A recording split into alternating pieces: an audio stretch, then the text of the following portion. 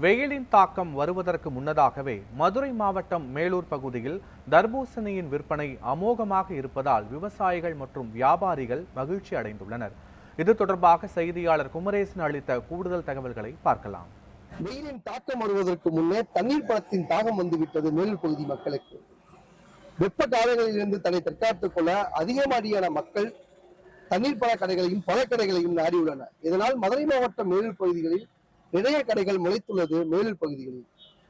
மேலும் இந்த பழங்களானது தமிழ்நாடு மற்றும் கர்நாடகா பகுதிகளில் பல்வேறு பகுதிகளில் இருந்து கொள்முதல் செய்யப்பட்டு இங்கு வியாபார கடைகளில் வியாபாரம் செய்து வருகிறது. இது குறித்து இங்கு வியாபாரம் நடத்தி கொள்ளக்கூடிய இடம் கேட்போம். அண்ணா வணக்கம், நீங்க எத்தனை வருஷமா இந்த கடையை நடத்தி வர்றீங்க? எவ்வளவு மக்கள் ஒரு நாளைக்கு இந்த தண்ணீர் பழத்தை விரும்பி சாப்பிடுறாங்க? நான் கடை ஒரு வருஷம் 25 வருஷமா வியாபாரம் பார்த்துட்டு இருக்கேன். தர்பூசணி வெயில் காலம் வந்த உடனே பழங்களை பழமும் ஜூஸாகவும் முழு பழமாகவும் வீட்டுக்கு தேவையானதை வாங்கிட்டு போவாங்க. மக்கள் எல்லாரும் விரும்பி சாப்பிட்றாங்க. ஆனா இப்ப இந்த பழங்கள் 1 கிலோ எவ்வளவுக்கு விற்கிறீங்க? நீங்க டன்னா எவ்வளவு வாங்குறீங்க? எவ்வளவு சேல்ஸ் ஆகுதுங்க இந்த கடையில்? இந்த தர்பூசணி பழம் 3 ரகமா அது ஒன்றலாம். ஃபர்ஸ்ட், செகண்ட், தேர்டு இந்த மாதிரி 3 ரகமா அது ஒன்றலாம்.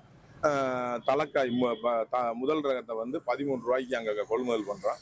திண்டிவன தோட்ட விவசாயிகிட்ட இருந்து வாங்குறோம். அதை இங்கே கொண்டாந்து 25 ரூபாய்க்கு விற்கிறோம். டிரான்ஸ்போர்ட் எல்லாம் சேர்த்து 25 ரூபாய்க்கு விற்கிறோம். ஜூஸா 20 ரூபாய்க்கும், பீஸா 20 ரூபாய்க்கும் கொடுக்குறோம். ஒரு நாளைக்கு எத்தனை மக்கள் சாப்பிட்றாங்க? இதனால உங்களுக்கு லாபம் இருக்கா இல்ல எப்படி எடுத்துக்கிறீங்க? நான் ஒரு நாளைக்கு சராசரியா ஒரு 300 பேர்கிட்ட சாப்பிடுவாங்க. குடும்பத்துக்கு தேவையானதையும் வாங்கிட்டு போறாங்க. எந்த அளவுக்கு இந்த பகுதியில தண்ணீர் பழம் சேல்ஸ் ஆகிக்கிட்டு இருக்கு?